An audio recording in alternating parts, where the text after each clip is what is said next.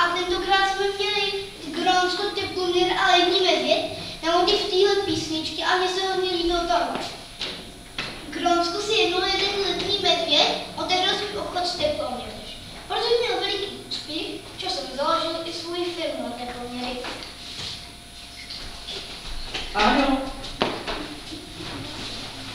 Grónsko je největší ostrov na světě, ale je 15% z celého ostrova není trvale zakryto ledem. Vrstva ledu je největší 3000 metrů, takže 3 kilometry.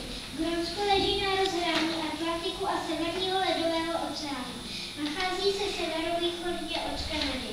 Geograficky je součástí Severní Ameriky. Tato země ale historicky, politicky a ekonomicky opravdu hodně spojené s Evropou. Trestní máku je nejméně 60 mil.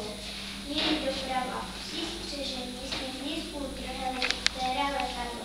Pobývají v dřevěných chatkách a iglu. Hlavní jídlo jsou ryby. Nosí teplé kabáty s mňatou kapucí, aby to vůbec přežili. V Grónsku žijí nejen eskimáci, ale i lední medvědy, hlavně sněžní lišky, ale taky samozřejmě ryby a mahly. Žijí tu také sněžní zojíci. Helikoptéry jsou nejlepší na přepravu lidí. V Grónsku žije přibližně 56 000 a tak je to největší ostrov na světě. Daleko na severu jednosá zem, žije tam eskimačka s eskimákem.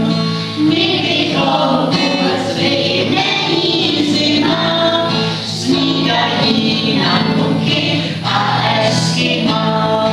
My bychom umrzli, není zima, snídaní na nuky a eskima. Mají se bezvadně, vyspí se moc, půl roku trvá tam polární noc. Na jaře zbudí se a vyběhnou ven, půl roku trvá tam polární den. Na jaře zbudí se a vyběhnou ven, půl roku trvá tam polární den.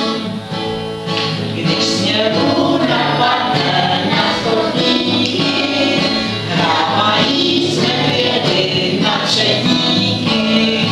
Medvědi těžko jsou porážení, neboť medvědi na sněhu vidět není. Medvědi těžko jsou porážení, neboť medvědi na sněhu vidět není.